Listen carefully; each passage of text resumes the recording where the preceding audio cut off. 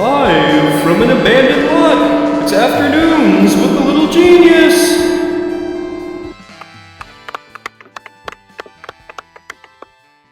Today is a very special day, ladies and gentlemen. It is the first episode of the highly anticipated Afternoons with the Little Genius. And it wouldn't be possible without blood, sweat, and a favor from an uncle. Which brings us to the theme of the inaugural episode of Afternoons with the Little Genius. Family. I ask, what does family mean to you? I know what it means to me. Sitting around the fire on Christmas Eve, opening presents, the family kisses on bruises after a big fall, getting dunked into the river by 10 to 15 of your biggest male cousins and 3 to 7 of the female ones, watching R-rated movies with the cool uncles and porn with the weird ones, and letting your dad give you a sip of beer at Thanksgiving dinner. This is just a bit of what family means to me. And I've noticed something change recently. Politics and arguments tearing families apart. What happened to blood being thicker than water? Now it seems poop is even thicker than the blood, so it stops the blood. And what happened to the nuclear family? Now everyone is on Bumble and Tubi saying they're into ethical non-monogamy? Back in my day, we had unethical monogamy.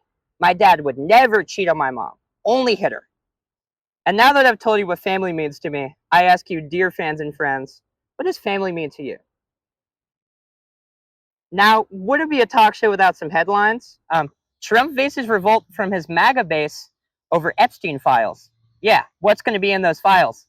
A piece of paper that says E equal MC squared? Shave that mustache. You look like a nonce, buddy. Maryland's blue crabs and its crabbers are having a rough season. What?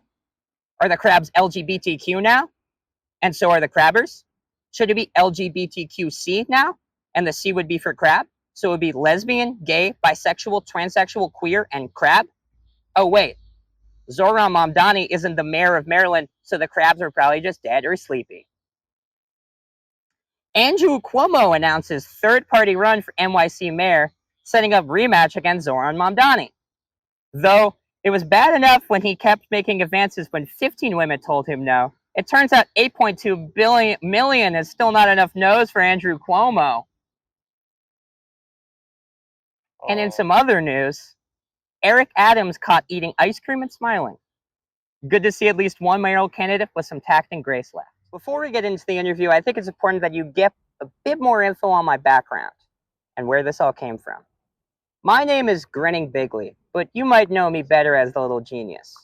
I'm from the Boston neighborhood of Jamaica Plain and went to Boston Latin School, which is the oldest high school in America. And to fit on today's theme, my first guest is none other than my very own cousin and co-host, Frankie Bigley. Give it up for Frankie. How's it going, cuz? Pretty good, pretty to good. Thanks for having me. So, Frankie, what made you decide to be my co-host? Really? I crashed on your mother's couch for a couple weeks, and I owed her a favor, and she's very kind and sweet, so My mom is quite the lady. happy to be here. And it's a pleasure to have you, Frankie. You know, if you couldn't tell, me and Frankie, we're not from Chicago originally. We're from the beautiful city of Boston, Massachusetts. Gorgeous. And I've noticed that there's quite the stigma around leaving the place you're from. True. They call people transplants if they leave where they're from. Yep. I'm going to stick my foot down and say to you, people of America, I am a proud member of the trans community. I don't think just because I'm not in the city I grew up in, I should not be allowed to participate in sports. I'm putting my foot down here. What do you think about that, Frankie? Yeah, I don't think it means that you. That's not. I think you might be. You're getting your wires crossed here. Dude, you can't fucking say shit. No, it's. I didn't join this for you. Oh, come on. No, it's. My friends are gonna see this. Yeah, but no, we're putting our foot down against the agenda. Well, we'll chop this up. Oh, what's this? Just go. No, yeah. Just go. No, what's this? I'm getting a call. Oh my God. From your uncle? Well, sorry, Wait, your father? My uncle, Stu Is Bigley? he calling right now? He's Is calling that... in right now. Big Stu, what's up, kid? Stu, what do you have to say, 我 Stu? 的肚子很大，装满了啤酒和食物。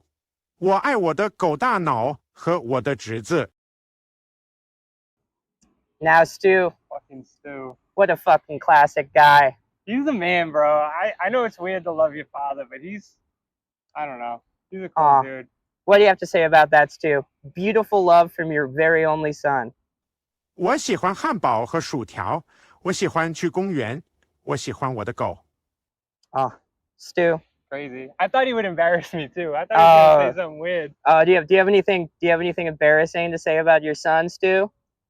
我今年3岁，身高1英寸。我喜欢蘑菇。我是侏儒。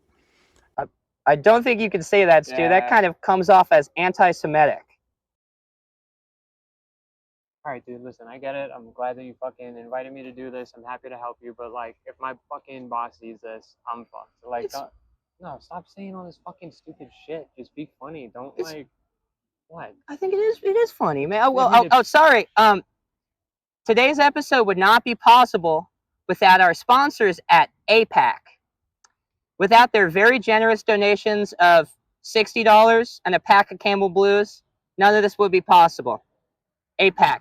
Let's get those numbers up, boys. Back with my guest, Frankie Bigley. What's up? Tell me a bit about yourself. What do you do? Where did you grow up? What's your life like, cuz? Yeah, I grew up in Somerville. I got into the union at a pretty young age, thanks to my dad. I started welding. That was cool. I ended up doing like underwater welding, mostly for like underground septic tanks overseas. I don't know. That's really good to hear. That's pretty much. It's a Wow. pretty chill job altogether. Union man here. And it doesn't matter that his job has the highest mortality rate of any job you could possibly have because he gets it done. And It's not you, that bad. you brought up your father there. You actually have 2 dads. And Yep. one of them is your namesake, isn't that correct? Stu Bigley, who we just had on the phone, and Yeah. Frank Bigley. Big Stu. Yeah, he's the man. I mean, both of my dads are great.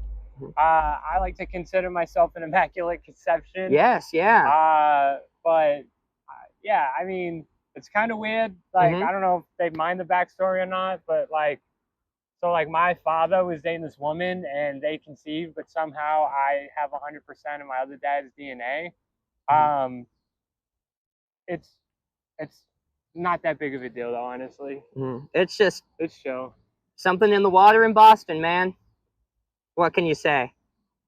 Oh, it was a pleasure having you, Thank but you I so think much. we need to cut to headlines.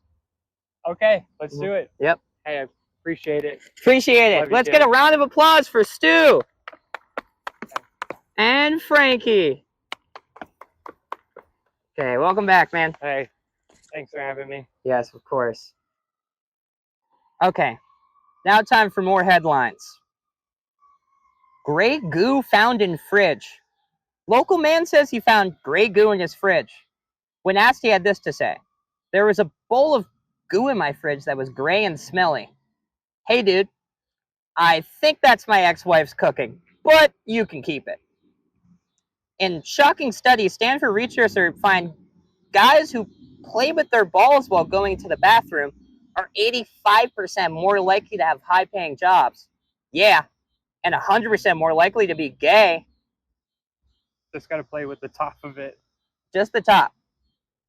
Democratic mayoral nominee Zohran Mamdani caught stopping innocent truck driver from turning elderly Karen into a puddle. Yeah, and I'd like AOC to be my oral nominee. She's kind of hot. Have you seen her mouth? Wow.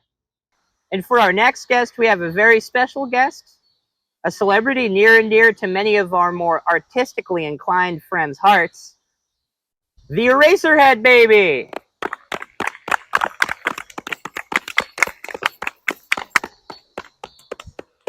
Nice to meet you, kid. Pleasure. It's a pleasure. It's a pleasure.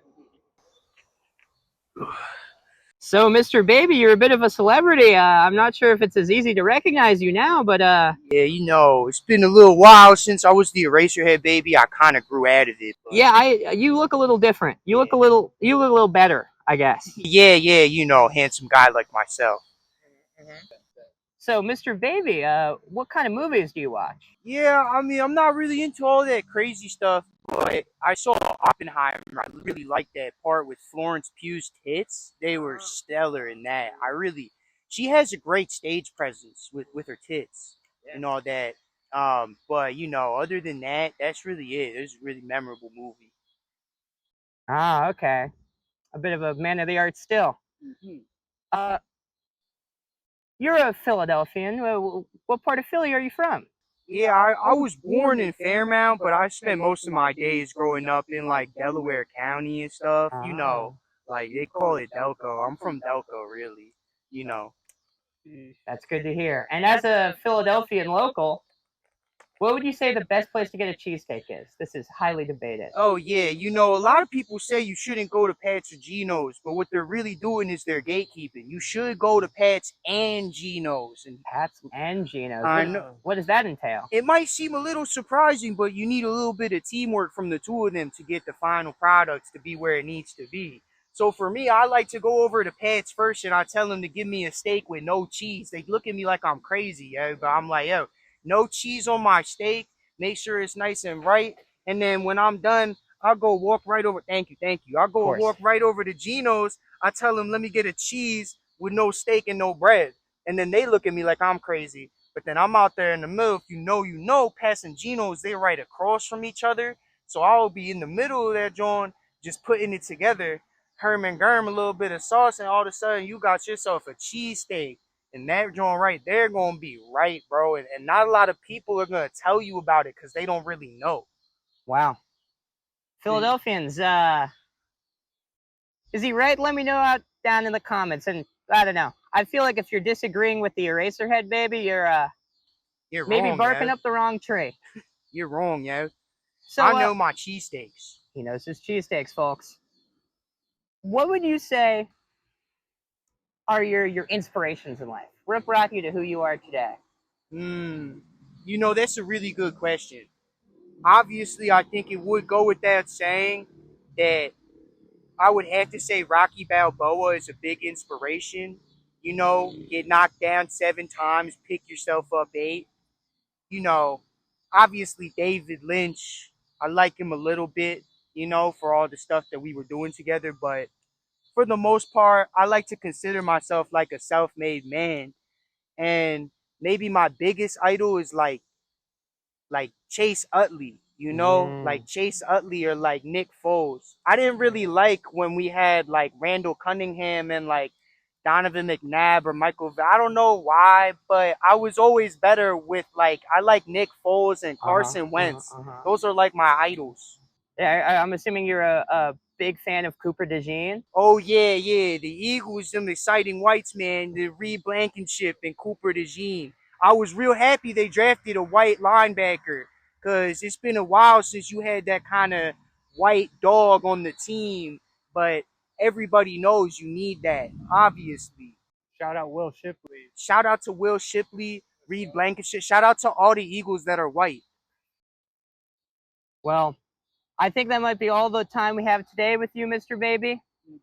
I just want to say it's been a pleasure and an honor. Absolutely. Thank you. Can we give one more round of applause for the Eraserhead baby, everyone?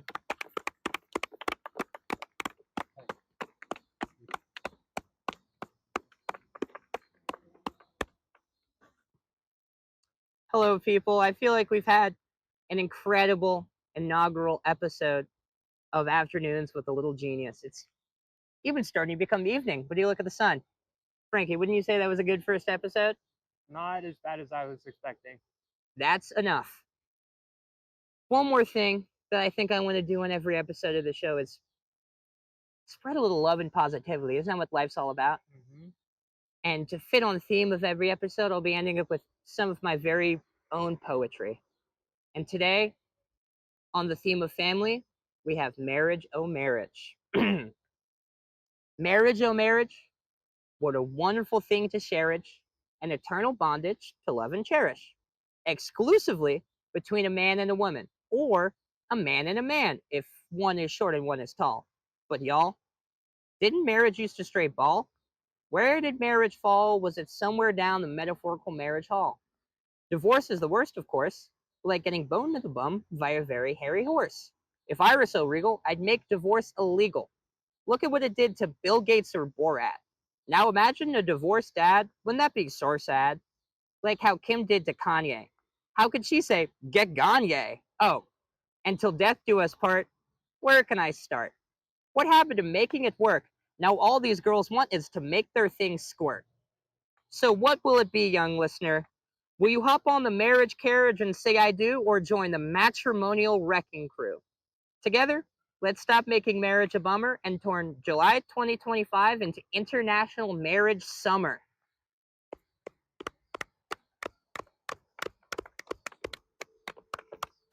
And now I'd just like to thank a few people before we end the episode here. I'd like to thank my guests, the Eraserhead baby and Frankie Bigley, and my co-host, Frankie Bigley. And I'd also like to thank our very talented band, DJ Mustard. Thank you, Mustard. Isn't he just the best? That'll be all for the first episode of Afternoons with a Little Genius. And as always, keep smiling.